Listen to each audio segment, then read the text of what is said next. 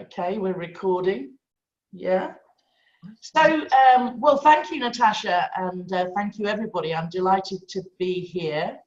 And I think we're going to be exploring sharing this understanding. And I've kind of majored, if that's okay, on sharing in a group setting as well. Although I think a lot of the things we'll be discussing apply for one-to-one conversations equally. So, yeah, I've just thought of a few kind of, I suppose, principles with a small p of the way that I've learned to share over the years, and you'll have a chance to ask questions later because we have a nice long time, don't we? We have 90 minutes, and also there will be times. Kind of every now and again, I'm going to ask you to have a conversation with somebody who's there with you. So, you know, turn to somebody nearby and I'm going to ask you some questions to have a little reflect on. And Sanina, I'm not sure, maybe you and Natasha could talk, or you and me could talk, or something like that, but we'll work something out. So where I started with this was, as Natasha knows, my background prior to coming across the principles was something called brain-friendly learning, and I've written a couple of books about that. And it was really how to make learning of anything, regardless of content, engaging, fun, fast, fit for purpose, and most importantly, sticky. And I think those principles of brain-friendly learning have served me well, actually, in sharing this also. And so I just wanted to briefly run through some of those principles, and then after that I was going to go on and give you 7 I suppose insights that I've had about what seems to work best for me in sharing this understanding with people specifically. So focusing more on this as content, on the 3 principles, or the inside out, or the heart of thriving, or whatever you want to call it. I took the liberty of putting together a couple of slides. So and I'm happy to send these to you, obviously, and you'll see them on the recording. So let me see if I can just share my screen now, if that's okay.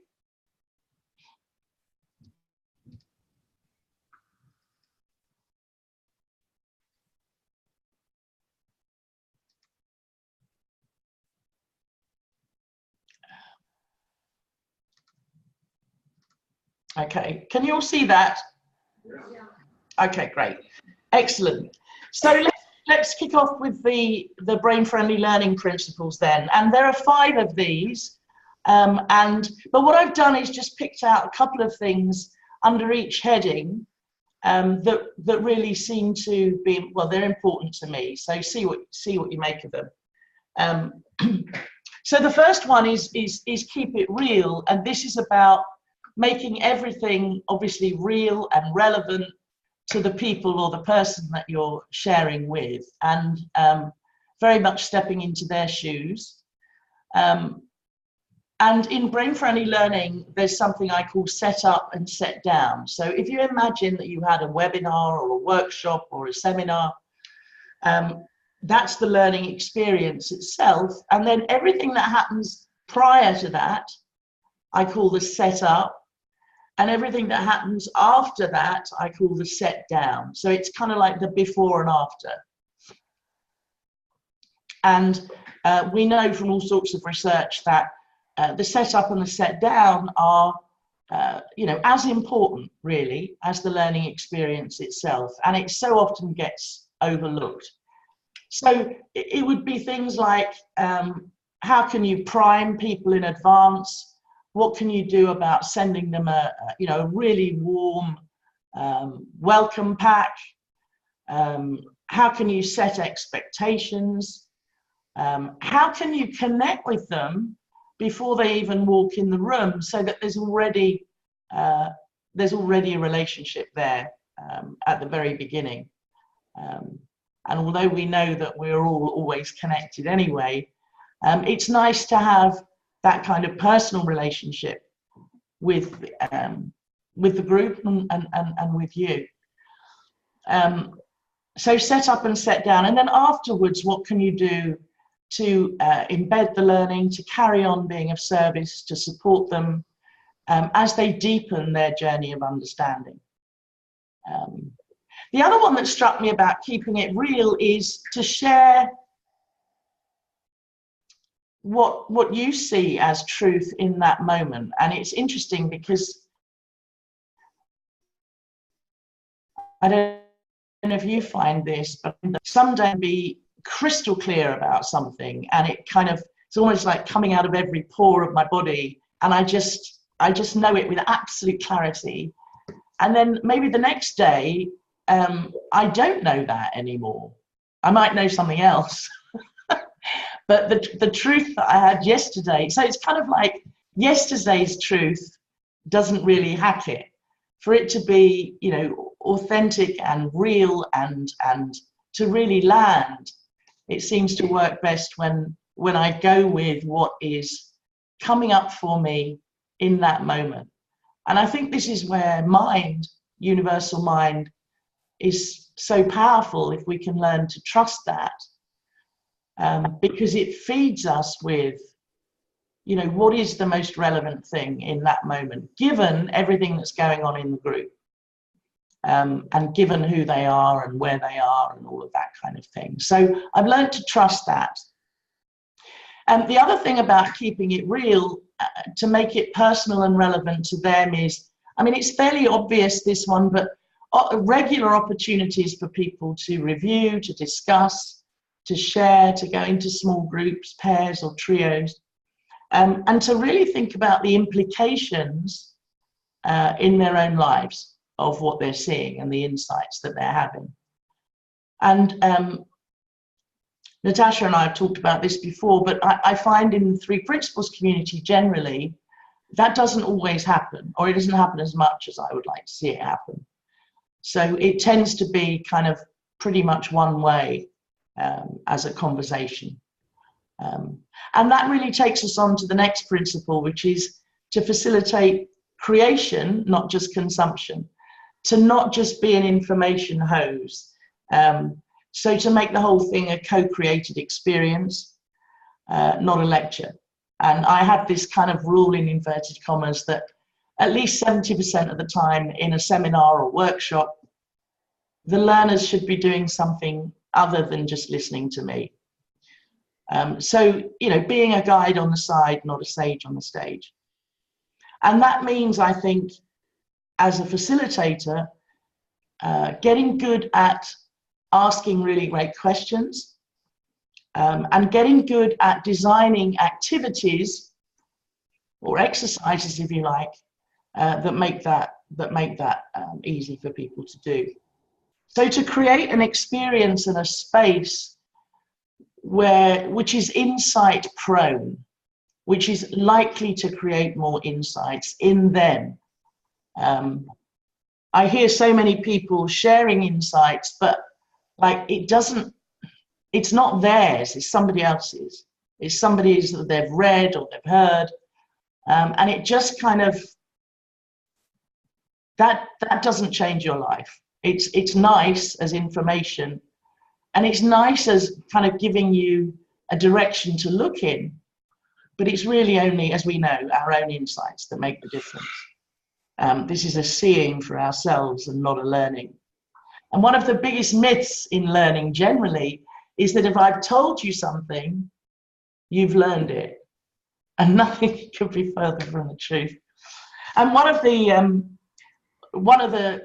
things that I like to do just as a preference, which is why I'm so sad that I'm not sitting with you there now, is if we just look at kind of room setup, just the furniture. My preference really, really strongly is the picture on the right, the circle, rather than the lecture. So it's a co-creation, and we're kind of all looking in a particular direction together, rather than, you know, me expert, me guru. So yeah, honouring uniqueness is the third one. I'm just going to run through all 5 of these and then we'll stop for a minute. Honour uniqueness is about really embracing and celebrating difference. You know, we all have different maps of the world anyway. And just very practical things like having a variety of different learning methods and approaches. And also, wherever you can, encouraging people to make personal choices. So rather than one size fits all. Oh, just have a little sip of water, sorry.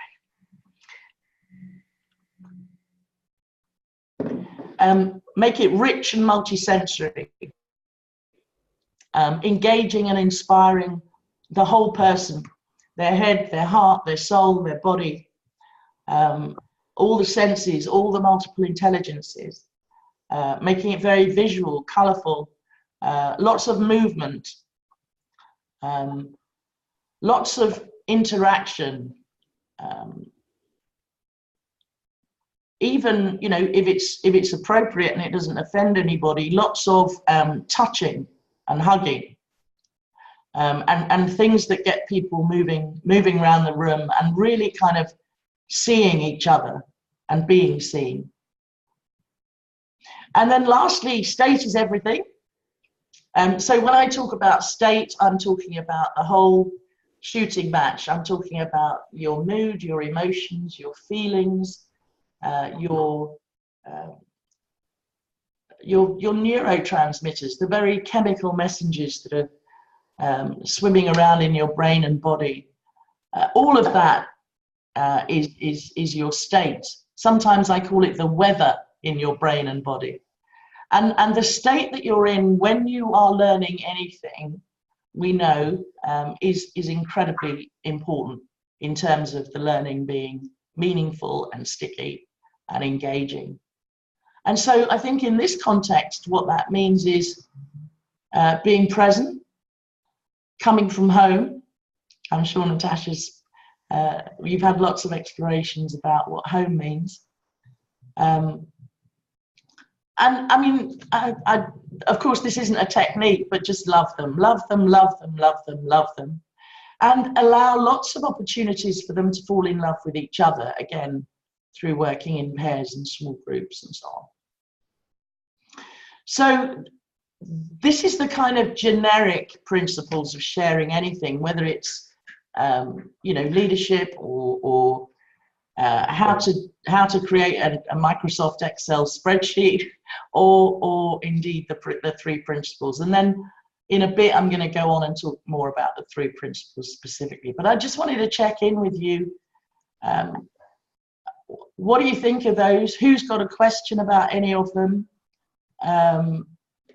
Yeah, does it make sense? Or would you like me to elaborate on any of them?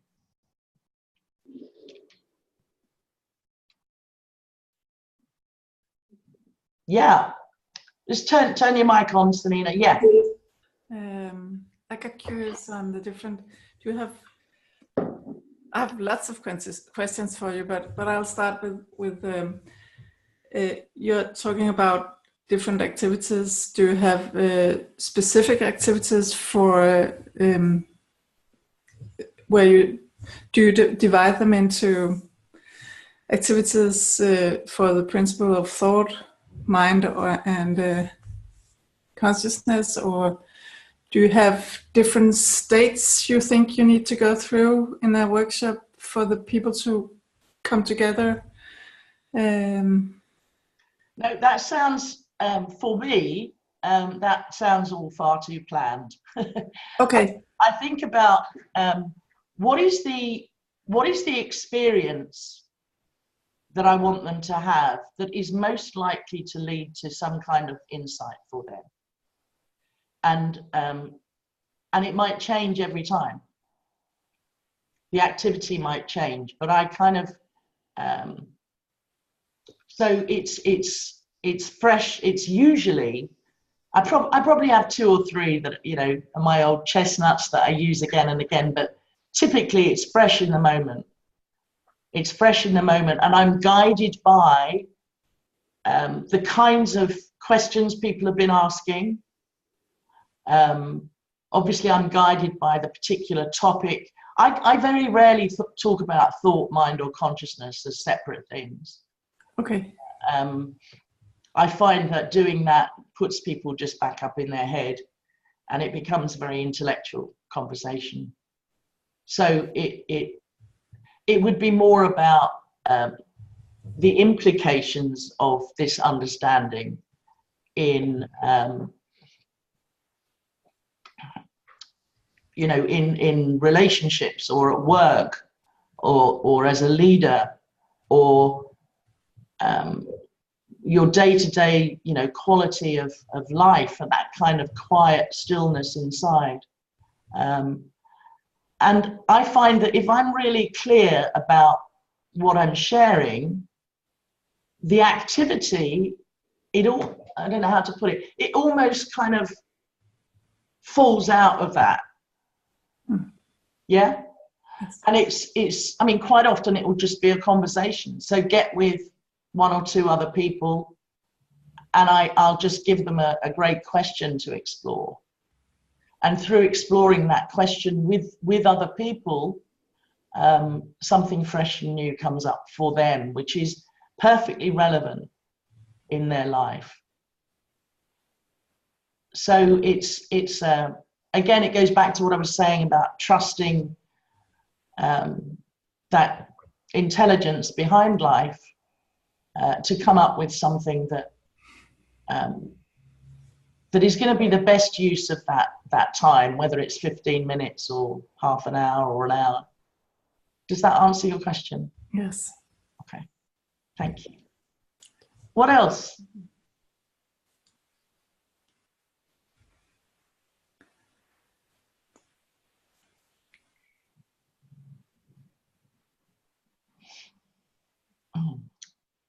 Do you want to disagree with any of those? I'm up for that too.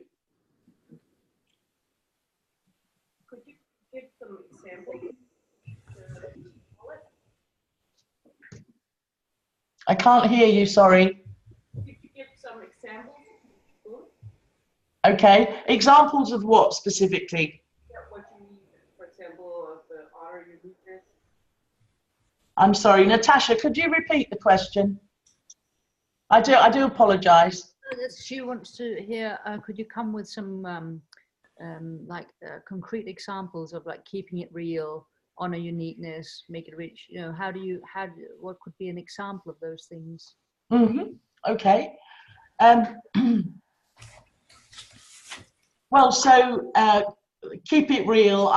As you know, Natasha, I always do a welcome pack for people beforehand, which actually gives them quite a lot of information, which is sort of, rather than keeping it all a secret until they turn up, if there's a way I can have the pre-reflection or the welcome pack do quite a lot of the teaching for me, then I'm happy with that. So it's much, it's not just kind of practical in terms of this is the time it starts and this is where the venue is. It's also kind of starting to ask them some profound questions which they can be reflecting on. It's maybe giving them some reading if they're the kind of people that enjoy reading, maybe showing them some video links in advance. And then, you know, the more I can do to kind of have people, I mean, they're never going to be on exactly the same page, but to start on the same page as much as possible, that's great. Yeah, under creation, not just consumption, it's really that 70-30 thing. So I make sure that I speak for a little while. There's a kind of thing in my head that says no more than 20 minutes at a time, 20 minutes maximum. And then to have them do something which brings that to life for themselves. Honoring uniqueness, well, just again, very simply, if we're exploring, say, I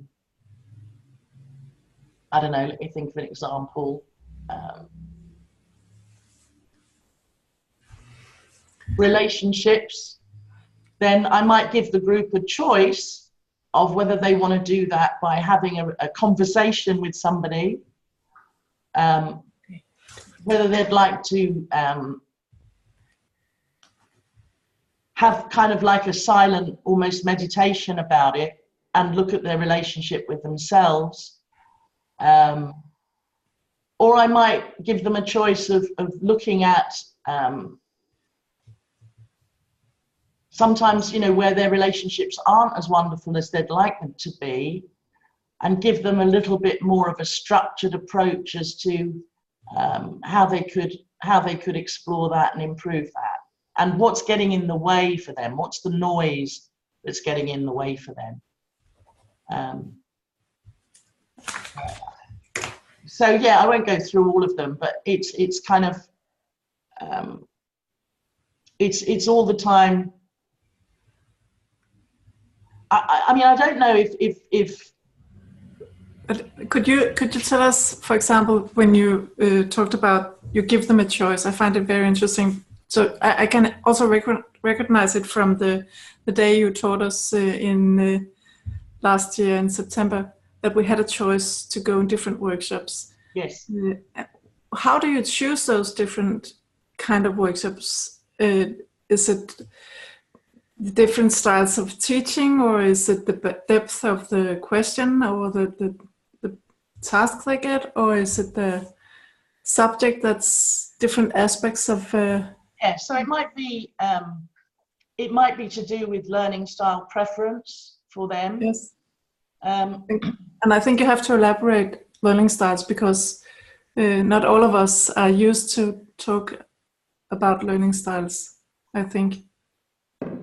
Okay, well, I'm happy to send you a whole load of information, but if I started talking about learning styles, that would be the next hour. Okay, I'm sorry. And no, don't apologize. But there's another thing I wanted to say about, I used to be a huge believer in learning styles and multiple intelligences. And I find these days I'm more and more, there's been more and more evidence coming from, you know, all sorts of studies that it's more of a preference thing than a capability thing. So if we want to develop like what I would call rounded learners who are good at learning in all kinds of situations, then actually we shouldn't just give them what they prefer, if that makes sense. We should kind of stretch them a bit and give them lots and lots of different types of things. So I think of it now as being a bit like, you know, your muscles in your body. If you've only ever gone to the gym and done something with your right arm, that's going to be the strongest one. So I'm less of a fan these days than I used to be, I would say. But I'm happy to send you a whole load of stuff about that. But it's also, and I have to say that, you know, repeat this, and it probably doesn't help you much except to say trust it. I don't know what the activities are going to be before I set them. So I was running a workshop this week, a 2-day workshop for Wagamama. I think you have one in Copenhagen, and for a bunch of leaders there. And I knew what we were going to do for the first 30 minutes of the 2 days, and after that I had no idea.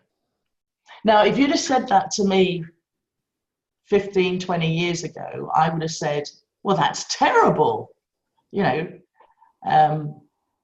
because I used to be so into, you know, designing dotting every I and crossing every T and designing literally every minute of the experience and making sure that people were in the right emotional state at the start of it, and you know, layering in all the multiple intelligences and everything. And I just find I don't do that anymore with this, because I have something even better on my side, which is the greatest intelligence of the universe. And provided I'm open to that and I'm present and I haven't got my head filled with noise, it pops up. It's almost sometimes, like you see these movies where people have got a little earpiece in and the director is giving them instructions. It feels a bit like that. So, this thing in my ear, it's not really in my ear, will say, why don't you put them into threes and have them do this, this, or this? And it's like, yeah, brilliant, let's do that. So it's completely changed over the last 10 years or so, the way I design and the way I teach and the way I facilitate. Except that those 5 things as principles, I think, are all still valid. So I don't know who that was at the back there. Did that help you? Did that answer your question? Yeah? Great, okay. Excellent. So let's move on, if it's all right, to specifically about the 3 principles.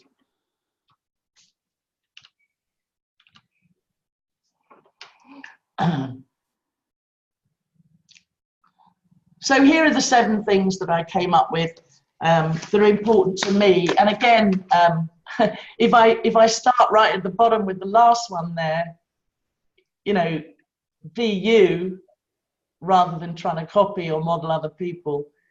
It sort of seems a bit crazy for me to be telling you how I do it, but you might find some value in it. But I really do want to encourage you all to have the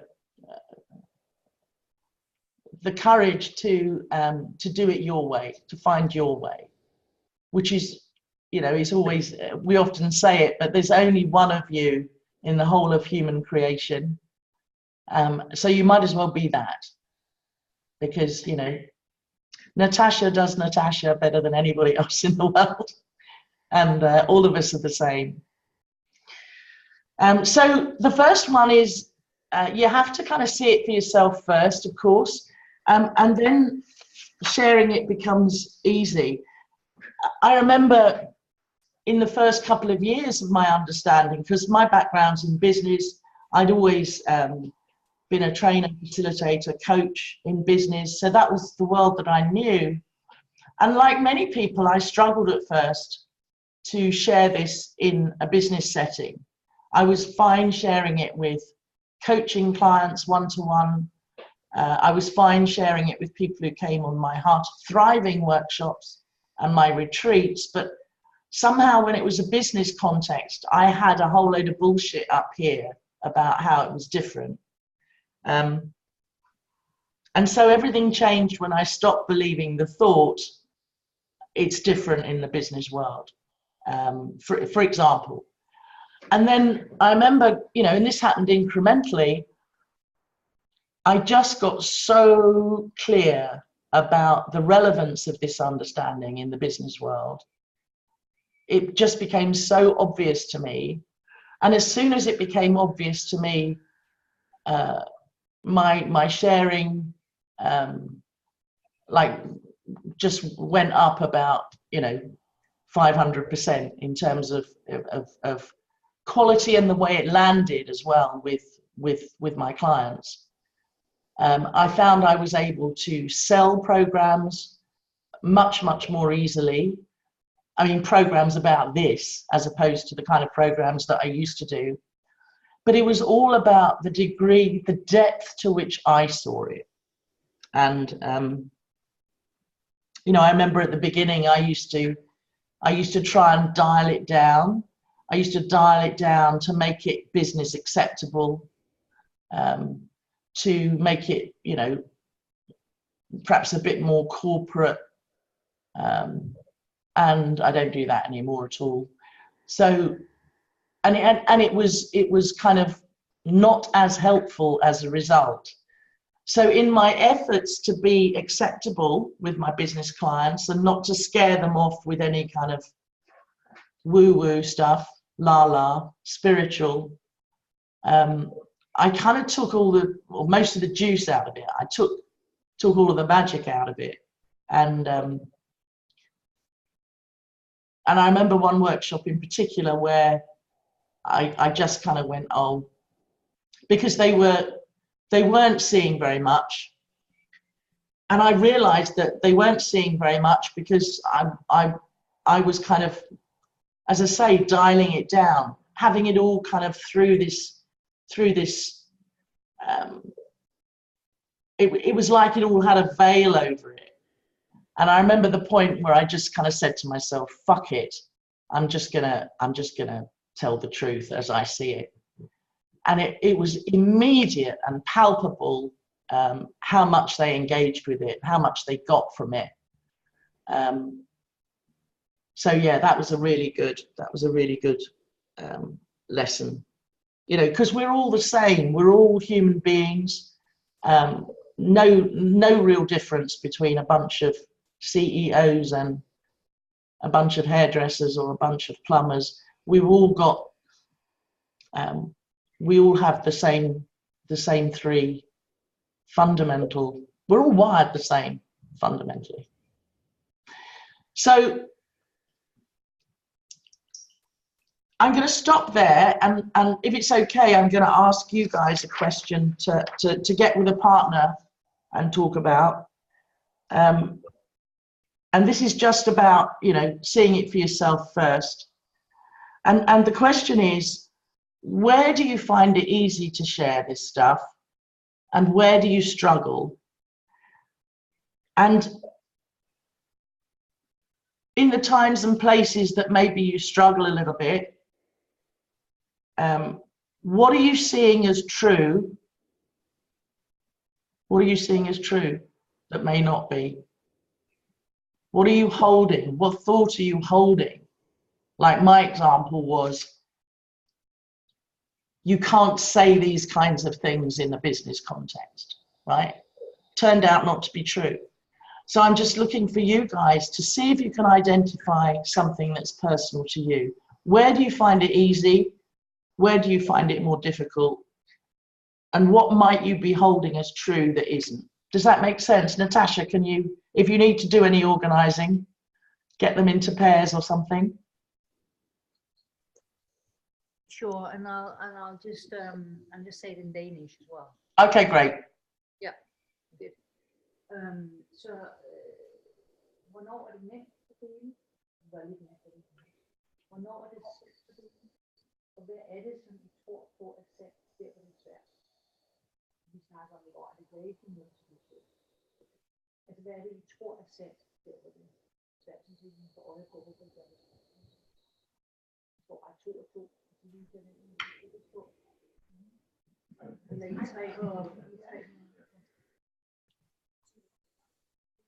Right. All right. Great, thank you, Natasha. Will you talk to Sanina or? Sure, I don't know how I can do it without just going to turn down the sound a little bit. Yeah, skal jeg viske? You want me to whisper? I'm just going to turn down a little bit. I just wanted to say, Kim, that this morning, the morning exercise was very much in line with this, because I said to them, what do you know? What is something that you know? Like, you know, you really know. And it was so interesting. And then I had them share in groups of 3 what they know. And it was just, and everybody just started experiencing how easy it is when you stay with what you know, instead of thinking about, you know, what other people said. So what you're saying here is completely in line with everything we've done. Plus, I think probably people will find that the 5, you know, brain-friendly principles is what I'm doing constantly. So yeah, I'm sure. I learn from the best. Okay, I leave you. I'll switch to Danish with Sanina. Yeah. Dansk eller engelsk? Bare på dansk. Okay. Altså jeg kan i hvert fald se, jeg jo selvfølgelig. Og Natasha, hvis der er noget andet, du skal i stedet for, altså det er jo mig, der er til at sige, hvis du skal noget andet i stedet for, hvis der er noget andet, du skal nå i stedet for de her 2 personer, så kan jeg jo også bare reflektere alene. Kan du ikke gøre det, fordi det er lidt besværligt, for de sidder. Jo, det er nemlig det. Leger med lyden. Selvfølgelig kan jeg det. Jeg vil godt snakke med dig om det på et andet tidspunkt, men lige nu er det lidt besværligt. Ja, og jeg tænker også, at der er andre ting, du også skal have overblik over, eller følge med i, der foregår i kursen. Ja. Det er helt okay. Det er godt.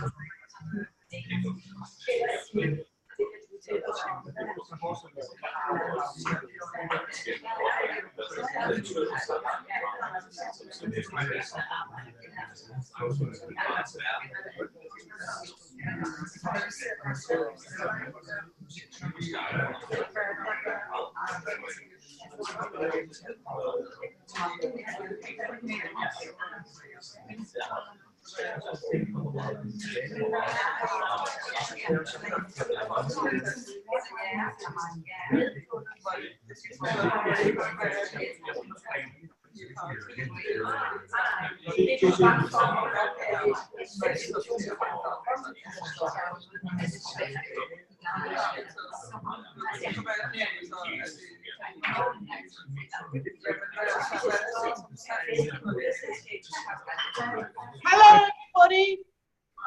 Oh my God, you scared the daylights out of me. Sorry, was that really loud?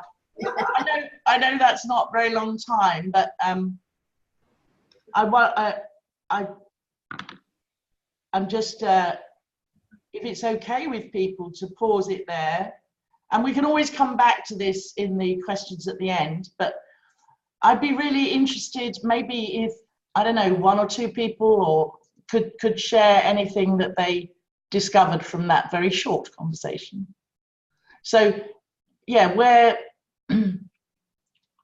is it easy, where is it more difficult, and were you able to find anything that looks true to you that's getting in the way?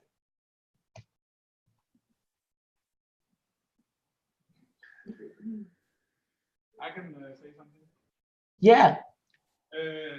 So what I talked to Mette about him was that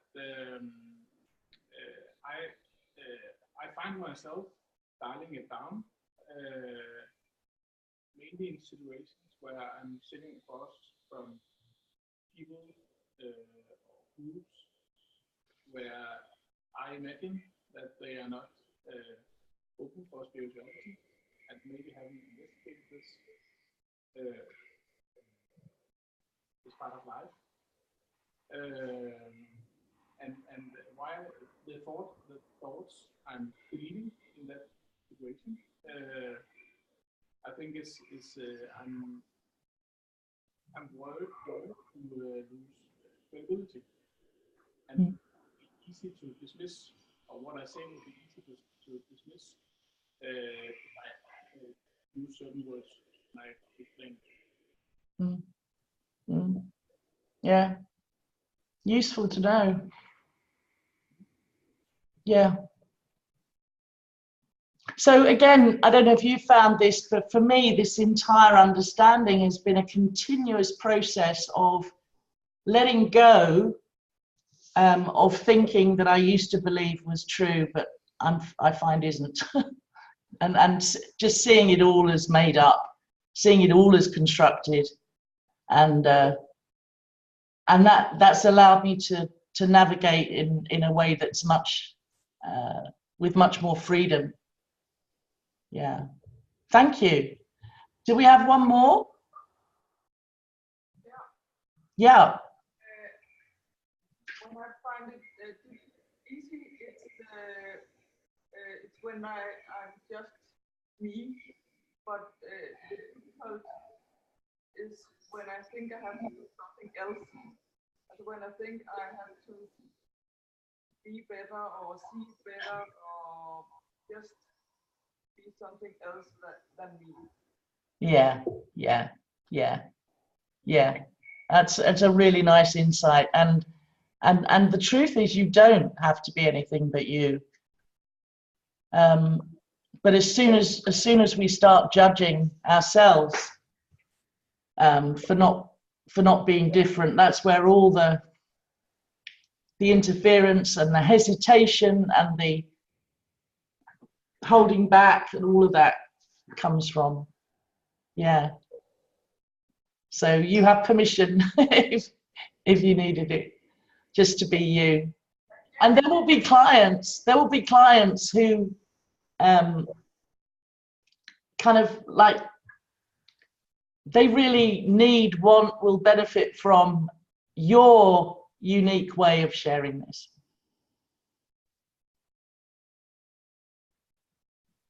Yeah, very good. Okay, shall we move on to the next one? Natasha, is that all right? Yeah. Okay, so find your own doorways. This is really just about, and I'm thinking here about if you, those of you, depending on what your background is, whatever it is, my background was business, as I've already said. So I know in the UK at the moment, there are several very clear doorways into sharing this understanding in organizations and groups and businesses. One is well-being or stress reduction. Another one is performance improvement. Another one is creativity and innovation. Another one is leadership development and teams, where obviously this understanding has a great deal to offer. Sometimes it's culture and culture change. So a recent client I had, his whole outcome was he wanted me to help create a culture where everybody was really happy to come to work Monday morning. That was the only thing he wanted, where he could, people would jump out of bed and be really happy to come to work on a Monday morning. And notice that hardly anybody I mean, this may change as the understanding becomes more mainstream as a paradigm, but hardly anybody calls me up and says, I'd like you to come in and teach a seminar on the 3 principles. Very, very, very rare. They want to improve performance. They want to have fewer mistakes. They want to have less staff turnover. They want to change the culture in some way. They want the teams to start working with each other and collaborating effectively rather than fighting all the time. So it's always kind of obviously languaged in a form that makes sense to them and where they're coming from. And so I guess this one is about just you reflecting on what's your expertise, your skills, your talents. If you have a reputation, where is your reputation? And how can you use that to push on a door that's going to be more open for you? Yeah, so very simple, really. Just kind of making that transition as easy as possible to begin with. So, for example, I have a very good colleague and friend who her background is in eating disorders in the British NHS. So it makes complete sense for her. That's what she's been going around doing. She's passionate about helping people with eating disorders. She knows her stuff as far as that's concerned. She's incredibly credible in that world. She has the medical background, and now she can bring this as well. And it's very, very powerful. Yeah. So I don't know, Natasha, do you want to add anything to that? I don't think we'll have a reflection on it, but is there anything that you want to add? No, I don't think so. I think that the fact that we did this morning talking about what you know, Yeah. highlighted that, and then we're bringing the context of what's your background. But we're actually going to work more with this tomorrow, Kim. So whatever you do right now, I'm sure. Okay, great. All right, very good. Go where the energy is. Number 3. I used to want to change the world. I used to want to convince everybody in the whole world. I used to be very evangelical about this understanding at the beginning. And I've learned again that to invest my time and energy with clients where it's just not a slog. I don't know if you know that word, not a slog. So there will be clients you come across who immediately resonate with this, who can immediately see the benefits.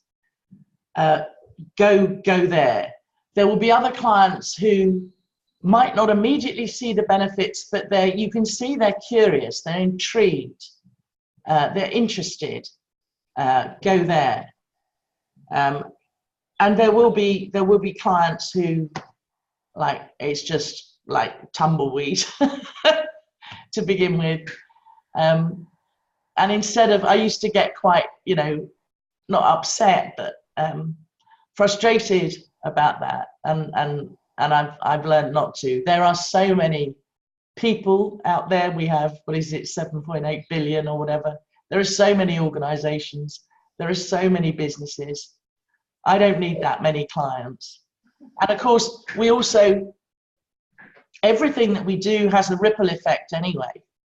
So, the clients that we do work with, they share with their spouse, their partner, their children, their boss, their colleagues, their cousin, So you never know where it's gonna feed into.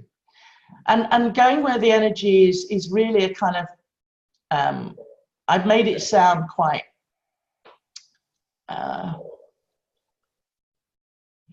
business-like, but it's actually very much a feeling that I get. It's a sense. It's an inner pull,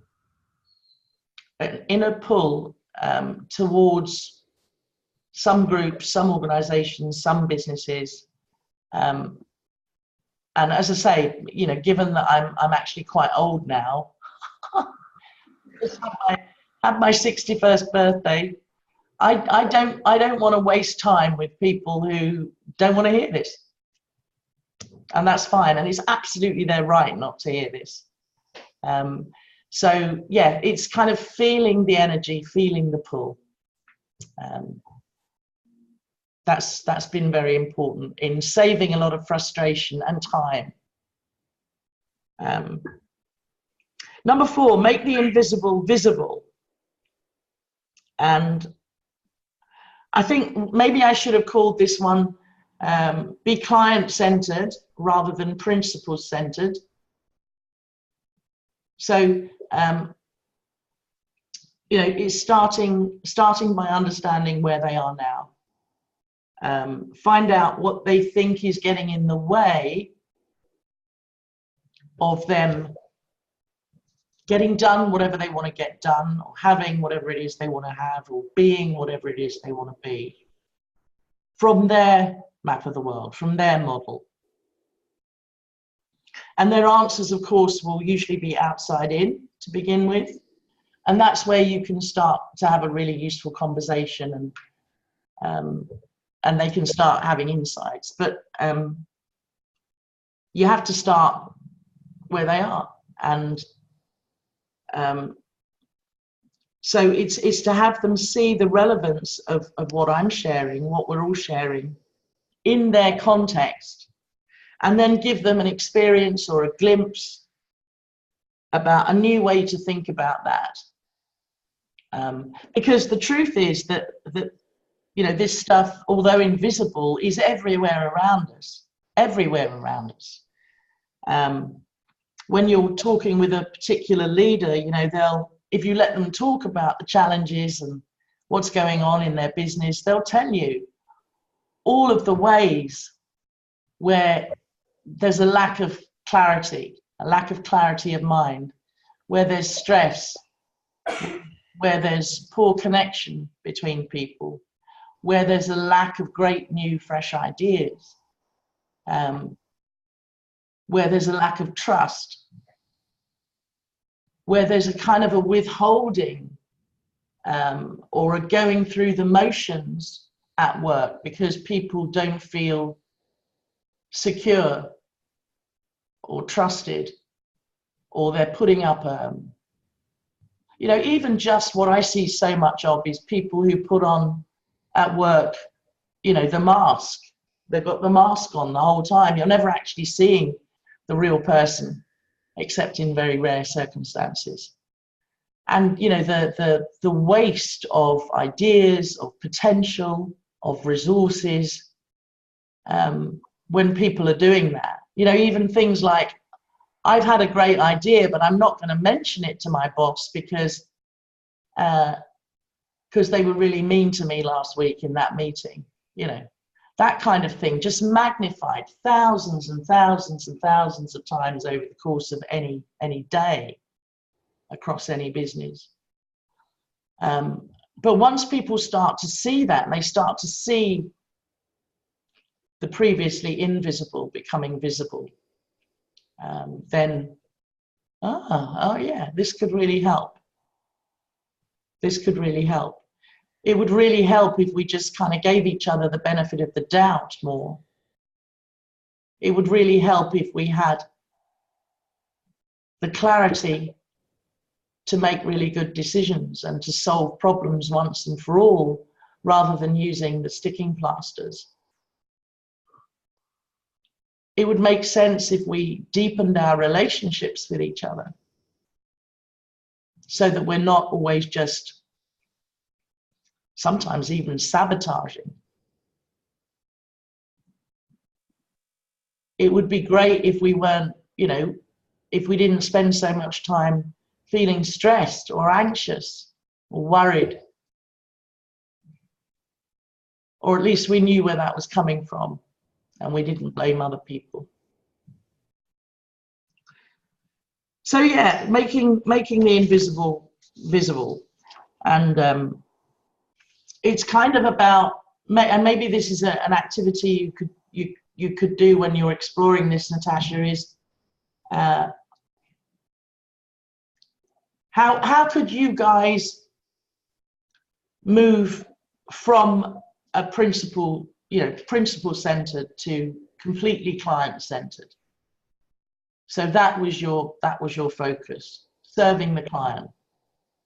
And the way you're serving the client just happens to be sharing the most brilliant understanding ever with them. But you're doing it in service of them and their people and their business. Not because you just want to talk about the principles all the time. Does that make sense as a distinction? Yeah.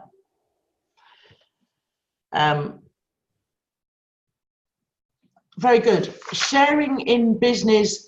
I found as a strategy, it's really good to have 1 or 2 sponsors in the business already who have started to get this, which is why the way I do my marketing, it's the only thing I do really, other than writing, is I run open workshops, and people come on the open workshops, get really interested, they get impacted by it, and then they want to take it into their business.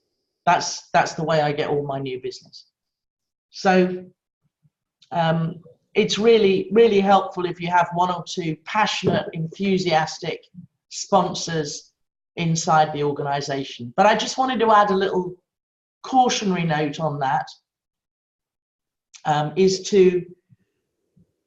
I've lost a couple of business opportunities, big business opportunities this way.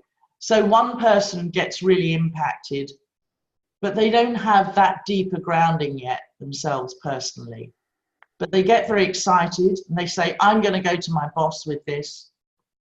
And they rush off to share it with their boss. And basically they don't do it very well.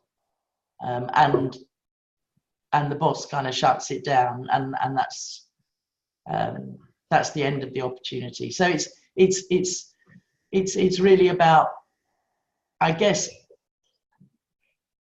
just using your judgment as to, you know, is it best if I come with you to share it with your boss, rather than letting them do that on their own. So yeah, just a caution. Yeah, and then the last one we've already really talked about is just being you, being you, and bold with that. You know, so if you're kind of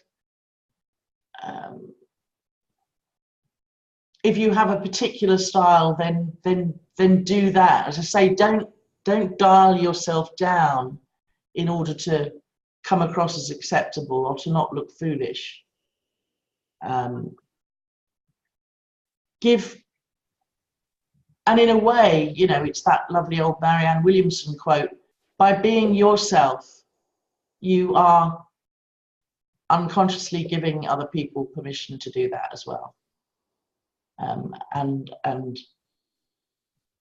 so people say to me about my workshops in business, you know, in businesses, they're very non-corporate, they're very human, they're very vulnerable, they're very emotional, and of course that's often unusual for people, but they love it. They absolutely love it. And it leaves a kind of a connection amongst the people that stays there long after I've gone, which is wonderful. So yeah, and then I just wanted to leave you with one last slide. Well, not leave you, but stop talking. And my aim is that they leave knowing what a miracle they are, not how smart or enlightened I am. And finding a way of celebrating the insights that they're having. I even, about 6 months ago, I went out and bought a great big gong, like this gong here. And anytime people have an insight, they come to the front of the room and bash it, and then there's, you know, huge applause, and it's kind of like, yeah, you might say it's a silly ritual, but it really, for me, emphasizes the importance that it's their insights that really, really matter. So that's all I've got, but very, very happy to take questions. Thank you very much for listening.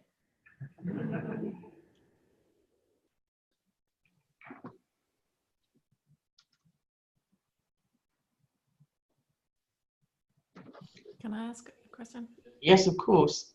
I'm sorry, but I still don't understand groups in the 3P principles. I understand the separate realities, but I don't understand groups.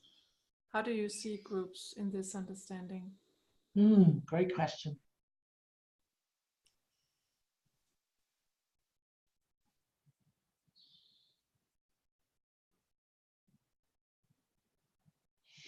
It's funny because I guess my whole life I've worked with groups. Groups are what do it for me. That's kind of where the magic is for me. So I loved working with groups like years before I came across this understanding. So what this understanding has in a way helped me understand really is how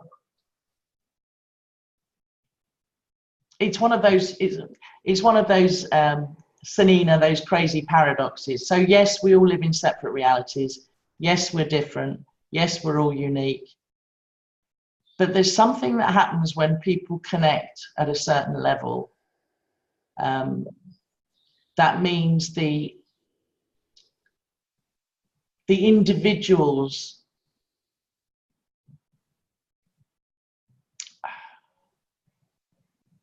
I want to say disappear, but I don't mean disappear because they don't disappear. But they become, you know, that is that metaphor of we're all waves in an ocean. For me, I can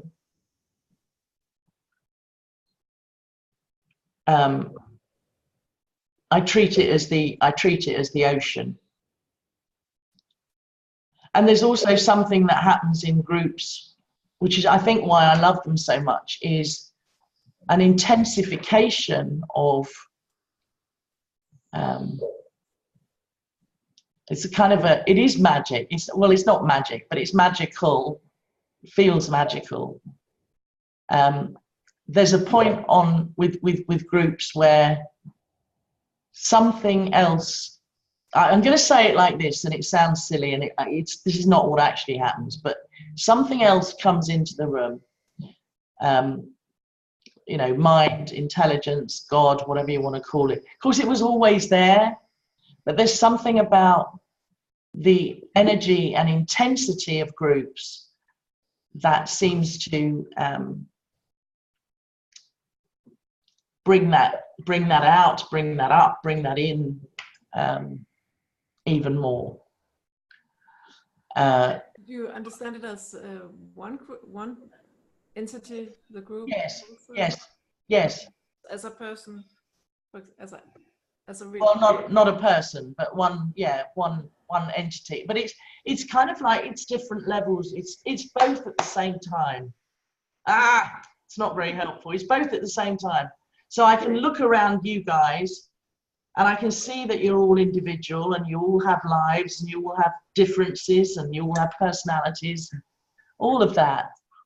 But you're also the same thing, just walking around in a different form. And that's why I love, you know, Natasha knows one of the activities I have people doing a lot is deep gazing, where we sit in pairs and then we keep moving around to other people and we just gaze. It's an invitation to gaze. And there's a point at which, if people are able to bring themselves to do it and drop the self-consciousness and so on, there's a point at which, so it starts off being, you know, if you and I were doing it, it starts off being Sanina and Kimberly, two separate human beings, gazing, looking at each other, seeing each other. And then there's a point at which it stops becoming Sanina and Kimberly. And it's now just consciousness looking at consciousness. You're welcome. What else?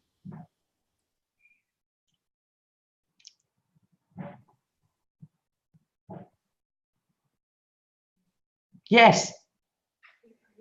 I might have to ask you to either come forward or have somebody else repeat it, because Natasha's got a very big living room.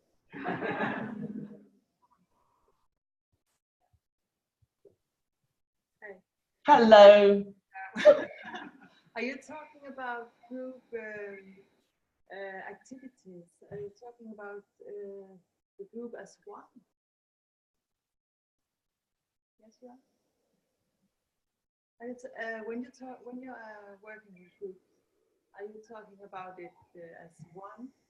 You know, there's a lot of individuals, but I thought of hearing you. Yeah, yeah. Well, partly it's the activities, because, you know, most people walking around out there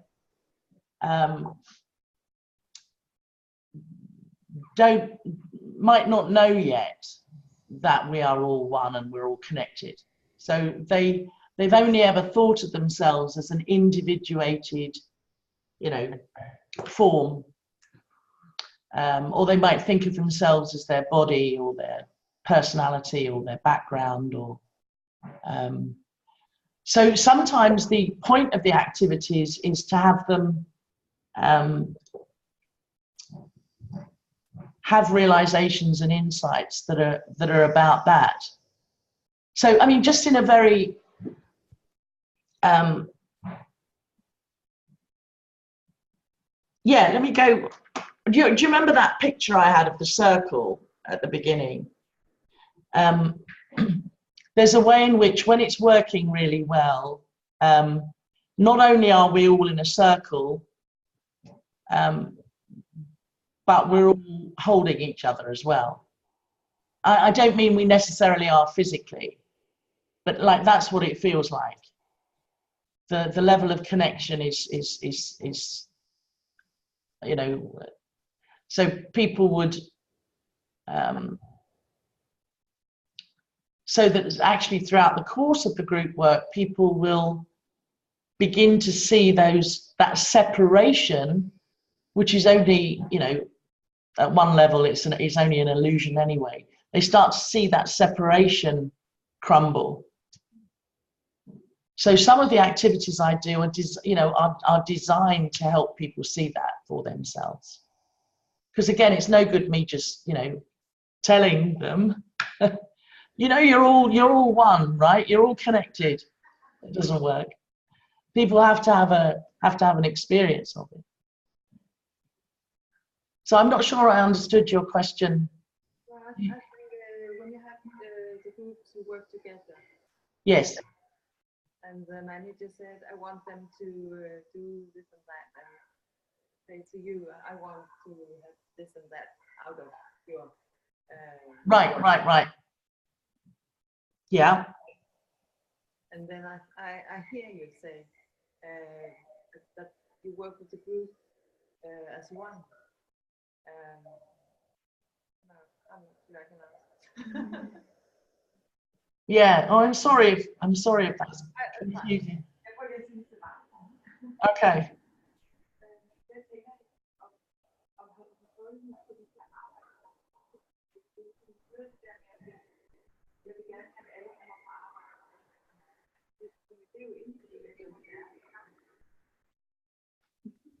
She's Hello. saying if you have the group work as one, and I just said shortly to her that you're seeing them as one, Yes.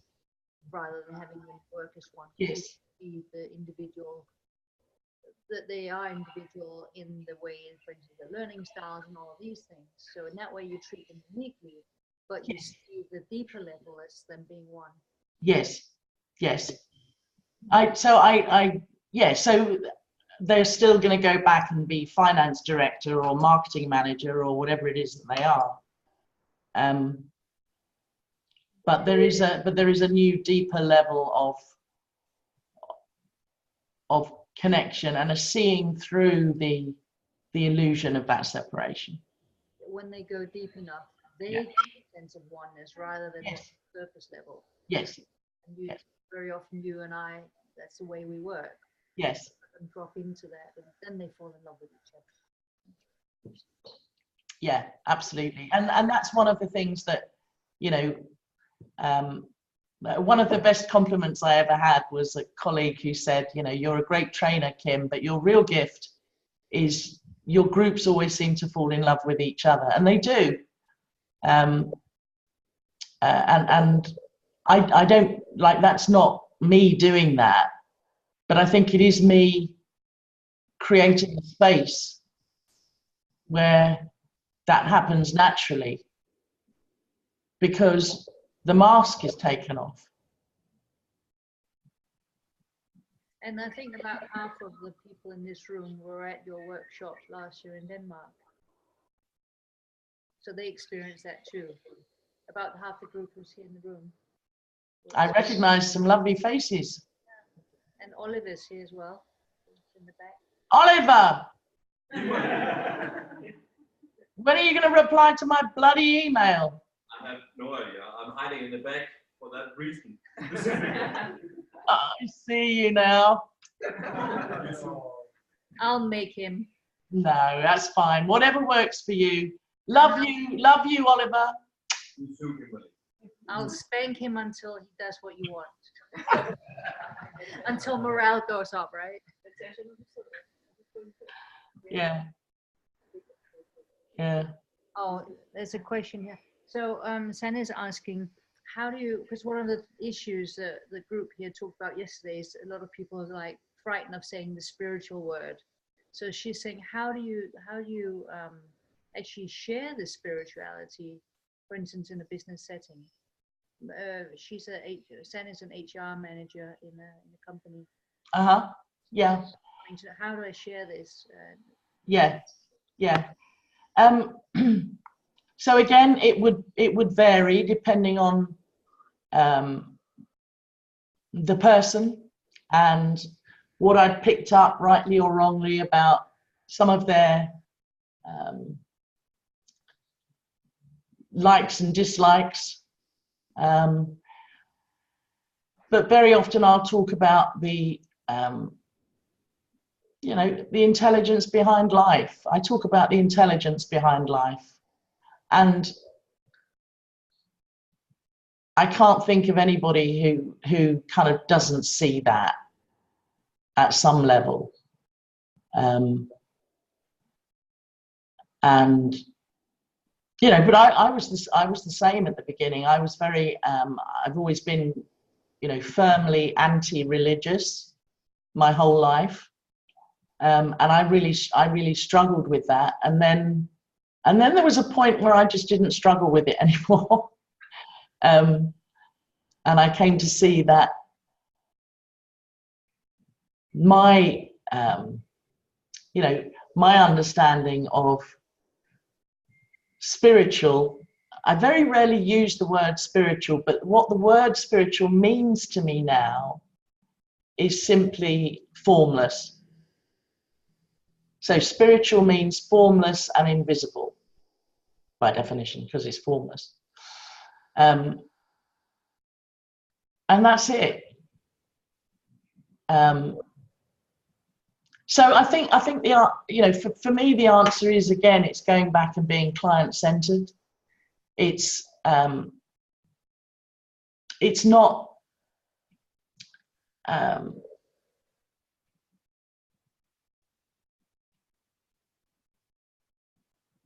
but again, being plugged into my intelligence, my universal intelligence, my wisdom,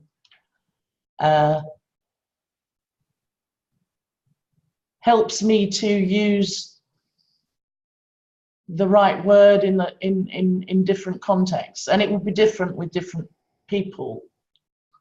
So here's the thing, sorry, let me try and put that more simply. I found if I just delegate that whole problem to mind, I don't have to worry about it. But if I'm worrying about it and saying, oh, should I say spiritual? How do I talk about mind? How do I, like, for me, that's now an indication, that's a diagnostic that I've got too much noise. That makes sense? So,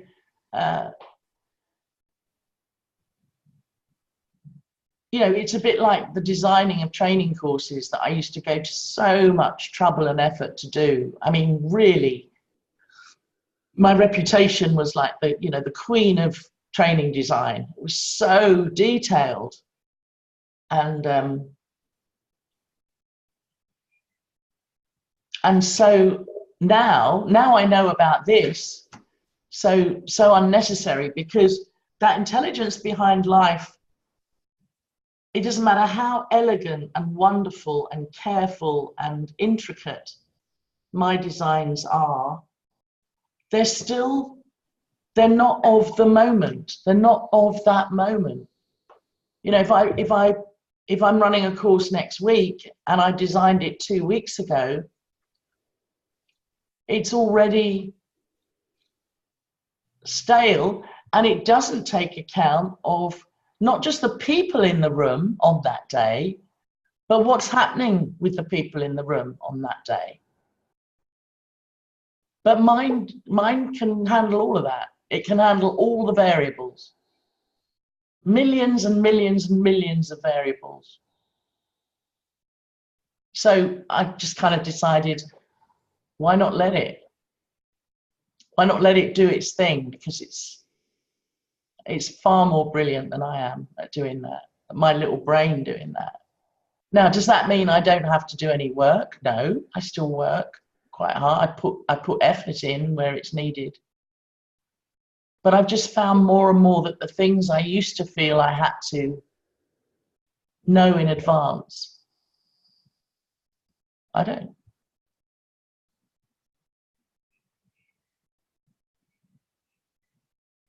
It's that old thing of the, you know, the GPS kind of, it tells you the next turn in the road to take, but it won't tell you the turn after that till you've taken the next turn. So I come back again to trusting that, listening to that, and having enough quiet myself. I mean, that's been one of the biggest changes. I can't tell you how different it is to live most of the time from that quiet. Because I didn't know my head was noisy before. I didn't know it was. I thought that's what it was. That was the deal.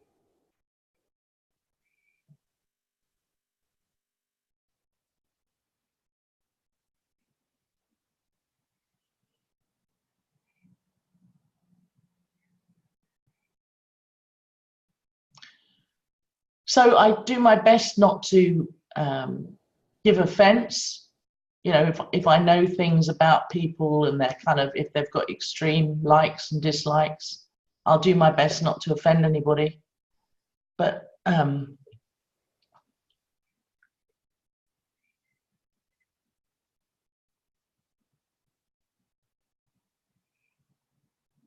And then I come back to love again.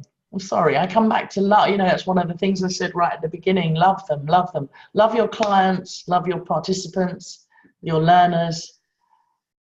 Just fall in love with them, because it's interesting. We so worry about the word spiritual in business. But everybody loves love, and love is spiritual. That's what it is. It's what we're all made of. Yeah.